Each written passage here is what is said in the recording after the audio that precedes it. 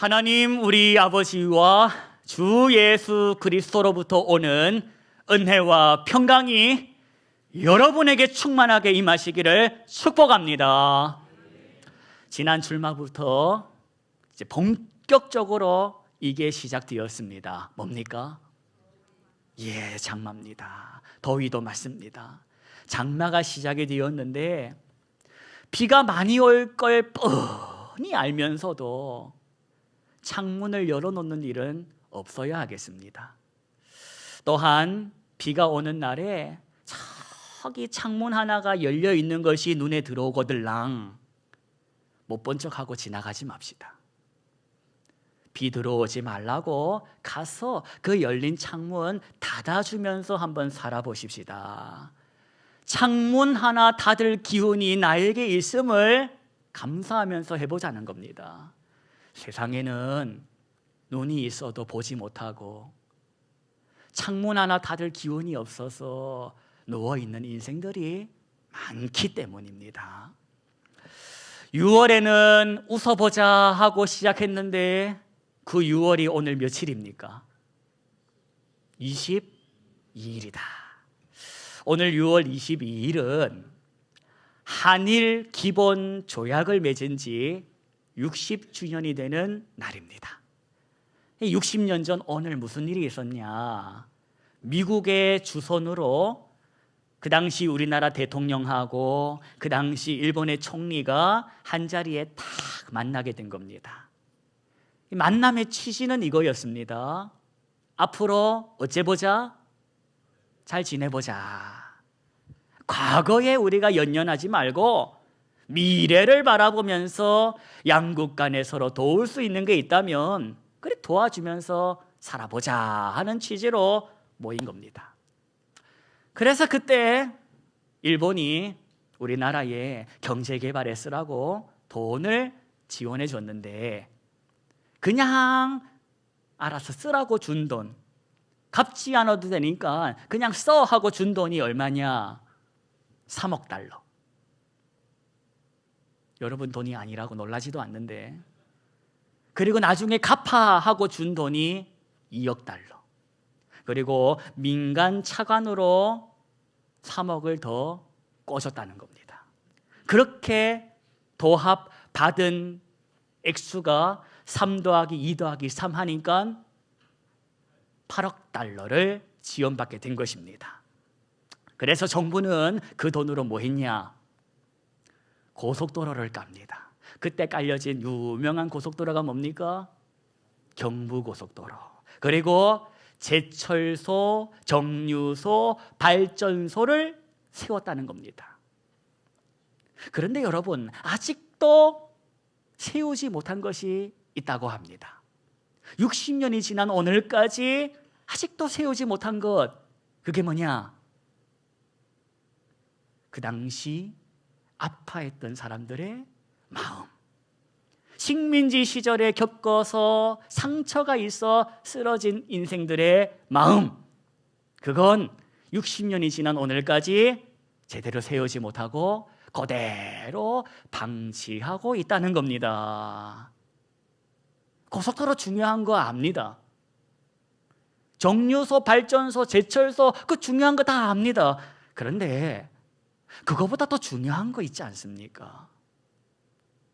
강도 만난 이웃이 있었다는 겁니다. 강도 만난 이웃. 예수님이라면 그러면 어떻게 하실까?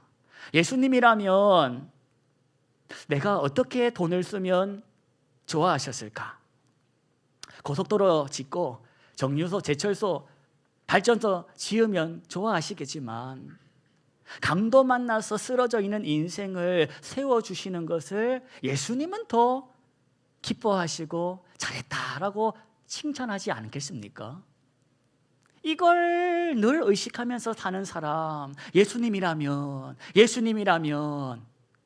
이렇게 예수님을 의식하며 사는 사람, 그 사람이 누구냐? 그 사람이 예수님의 사람이라는 겁니다. 여러분, 예수님을 아는 사람은 많습니다. 하지만 우리가 예수님을 아는 사람으로만 멈춰서는 안 되지 않습니까? 성경은 나더러 예수님을 알아라 하고 멈춘 게 아니라 예수님을 닮아라 하고 말씀하셨기 때문입니다. 저는 저와 여러분이 예수님을 알고 있는 사람이 아니라 예수님을 닮아가는 사람이 되기를 원합니다. 늦은 시간에 예수님께서 배 타고 가신 곳이 있었습니다. 거기가 어디냐? 거라사인의 땅이었습니다. 거기 사는 사람들은 유대인들이 아니었습니다. 거기 사는 사람들은 이방인이었습니다. 그런데 뭐하러 예수님은 그 밤에 그곳에 가셨냐? 한 사람을 만나러 가신 것입니다. 이 한 사람 만나러 그곳에 가신 겁니다. 그러면 그 사람이 누구냐? 그 사람은 바로 레기온이라는 많은 귀신이 들려서 사람이지만 사람처럼 살지 못한 그 불쌍한 영혼, 바로 그를 만나러 그 밤에 배 타고 가셨다는 겁니다. 그렇게 도착을 해보니까 귀신 들린 그 사람이 예수님께 나와가지고는 어쨌다는 겁니까? 오늘 본문 보십시다. 28절 보십시오. 28절을 보시니까 그 귀신 들린 사람이 부르짖으면서 그 앞에 어쨌답니까? 엎드렸다는 겁니다. 그리고는 큰 소리로 하는 말이, 지극히 높으신 하나님의 아들 예수여, 당신이 나와 무슨 상관이 있나이까? 나를 어떻게 하지 마소서? 여러분 기억하실 겁니다. 지난 6월 시작하면서 제가 6월에는 어째 보자? 웃어보자 라고 했습니다. 이게 무슨 뜻인가? 예수님이 어떤 분이신지, 예수님의 정체를 아는 것은 하나님의 사람만 아는 것이 아니라 누구도 안다? 귀신도 안다는 겁니다. 귀신도 예수님이 누군지, 그분이 뭐하러 이 땅에 왔는지를 다 안다는 겁니다. 그러니 누군가가 자기가 예수님을 안다고, 자신이 예수님이 어떤 분인지를 안다고 내 말 들으라고 꼬시거들랑 그 말하는 것만 보고 따라가지 말고 뭘 보자? 뭘 보자? 그 사람의 삶을 보자, 표정을 보자, 그 사람의 삶의 열매를 보자는 겁니다. 예수의 사람답게 회개에 합당한 열매가 있는지를 보자는 겁니다. 봤더니 없어. 그러면 따라가서 된다 안 된다? 안 된다는 겁니다. 예수의 사람은 회개에 합당한 열매를 맺고 살기 때문입니다. 여러분, 오늘 이 사람 보십시오. 이 귀신 들린 사람, 예수님의 정체를 압니까 모릅니까? 안다. 지극히 높으신 하나님의 아들이라는 걸 이 귀신 들린 사람도 알고 있다는 겁니다. 하지만 보십시오. 알면 뭐합니까? 알면 뭐합니까? 삶이 저런데, 더러운 귀신이 들려가지고 그 사람의 삶이 사람답지 못하고 옷은 벗어 던진 채 무덤을 뛰어다니면서 짐승처럼 살고 있는데, 바로 그런 인생을 오늘 예수님께서 작정하고 만나러 가신 겁니다. 제가 강조해서 작정하고 만나러 갔다라고 하는 것은, 예수님께서 거기 가서 그 볼일 말고 아무것도 보지 않으시고 그 사람 만나서 그 사람 구원하시고는 그대로 있던 곳으로 돌아오셨기 때문에 제가 작정하고 만나러 갔다고 말씀을 드리는 겁니다. 그걸 귀신도 알았든지 이 귀신이 예수님께 아주 사정을 합니다. 뭐라고 사정을 하냐? 31절 보십시오. 뭐라고 사정을 하냐? 어디로는 들어가지 말게 하소서. 무적행은 안 됩니다. 내가 무적행은 안 되니 차라리 저기 돼지떼에 들어가게 해달라고 간청을 하더라는 겁니다. 그래서 어떻게 됐답니까? 돼지떼에 들어갔답니까? 말았답니까? 귀신이 돼지떼에 들어간 겁니다. 근데 성경을 봤더니 그 돼지떼에 귀신들이 들어간 후 그 돼지떼가 어떻게 됐냐? 갑자기 비탈길로 내리달아가지고 어디로 들어가 죽었다? 호수에 들어가서 몰사했다는 겁니다. 호수. 그러면 이 호수가 신학적으로 뭘 상징하냐? 이걸 함께 나눠봅시다. 여러분, 여기서 호수에 들어가 몰사했다라고 하는데 이 호수는 신학적으로 바로 귀신들이 가기 싫어했던 거기를 의미합니다. 거기가 어디입니까? 어디입니까? 무적행. 호수는 무적행을 상징한다. 그러면 여러분, 무적행이 이 낯선 단어인데 무적행은 어떤 곳입니까? 지옥입니까? 무저갱은 뭐냐? 무저갱은 영들을 가두는 감옥을 의미합니다. 영들을 가두는 감옥이 뭐다? 무저갱이다. 난 감옥 가기 싫어요. 차라리 돼지떼에 들어가게 해주십시오 라고 귀신들이 말을 했고, 예수님이 허락하셔서 결국은 이 귀신들이 자기 뜻대로 된 것처럼 보였는데 결국 이 귀신들의 종점은 어디였다? 무저갱이었다는 겁니다. 전부 무저갱으로 들어갔더라 하고 여기서 성경이 끝 나면 좋겠다. 그런데 여러분 우리 갖고 있는 성경에 거기서 끝납니까? 이야기가 더 이어집니까? 더 이어지더라는 겁니다. 아니, 여기서 끝나버리면 얼마나 좋습니까? 모든 귀신들이 무저갱으로 들어갔더라, 귀신 들린 사람들은 구원받았더라 하고 끝나버리면 좋겠는데, 그렇게 끝나는 건 우리 소원. 그런데 그렇게 끝나지 않았다는 겁니다. 성경은 그 다음 이야기를 계속 기록하고 있습니다. 이건 마치 예수 믿은 내가, 구원받은 내가 그날 밤 하나님의 나라로 옮겨가지 않고 여전히 이 땅에 살아가지고 실수를 밥 먹듯이 하고 살아가는 것처럼 삶의 이야기는 거기서 끝나지 않고 이어지고 있더라는 겁니다. 오늘 설교 제목이 뭡니까? 신앙과 현실입니다. 여러분, 우리가 마주한 현실을 보자는 겁니다. 신앙은 동화 속의 어떤 구름을 밟고 살아가는 그런 낭만적인 것이 아닙니다.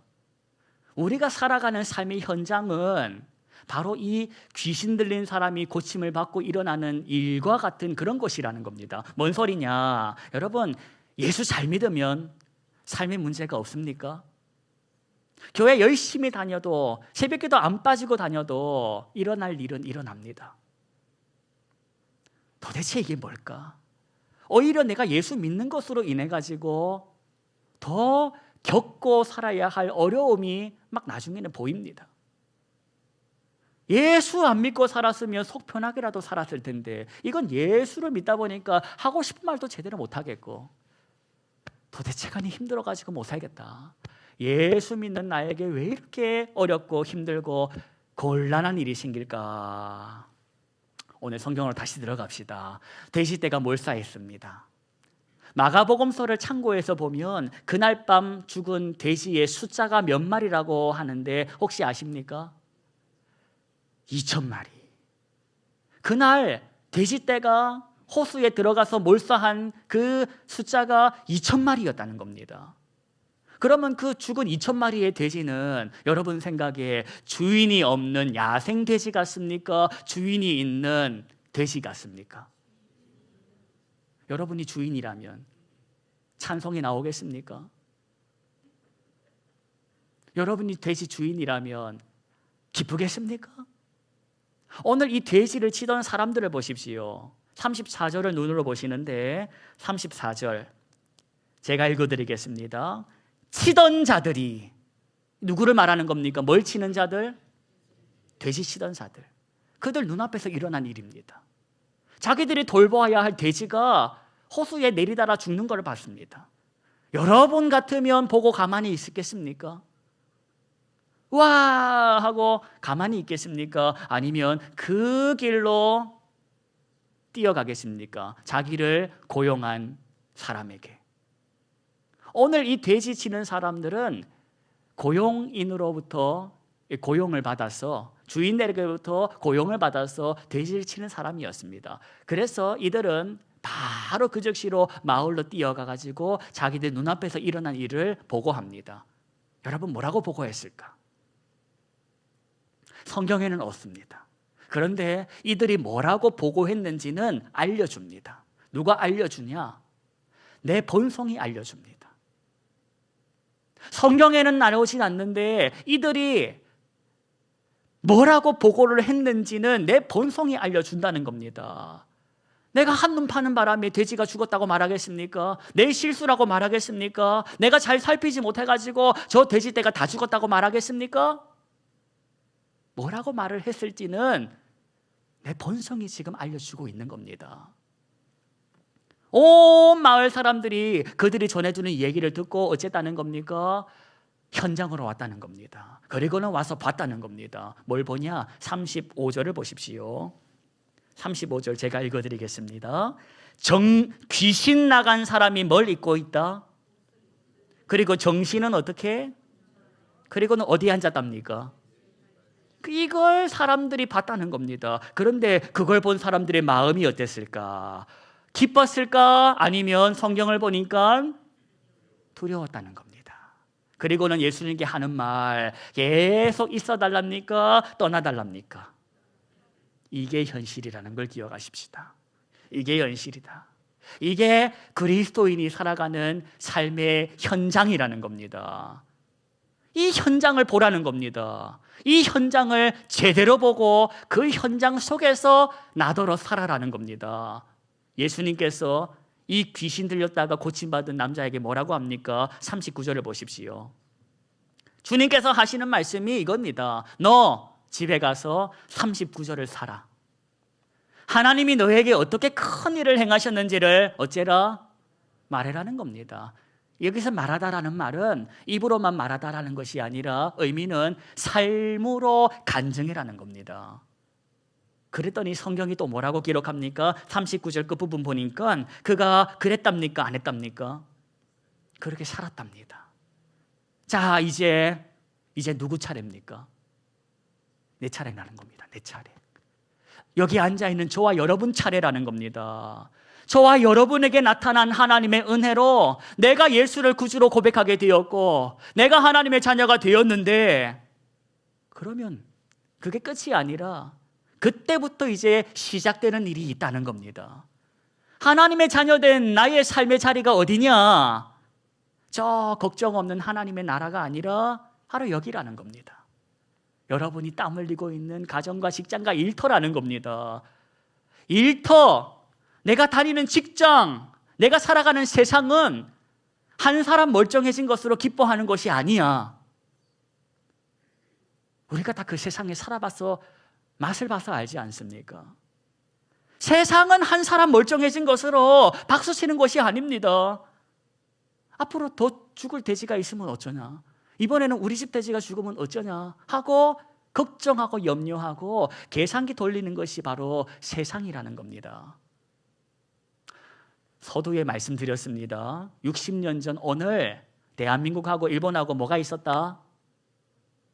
협정이 있었다. 기본 조약을 맺었다고 말씀드렸습니다. 그래가지고 그때 일본으로부터 돈 많이 받아가지고 그 돈으로 도로도 깔고 제철소, 정비소 이것저것 지어낸 겁니다. 그런데 아직 짓지 못하고 세우지 못한 것이 있었으니 그게 바로 강도 만나 쓰러져 있는 사람의 마음이라고 말씀을 드렸습니다. 60년이 지난 오늘까지 그때 자빠져 있는 사람들은 아직도 자빠져서 거기서 울고 있습니다.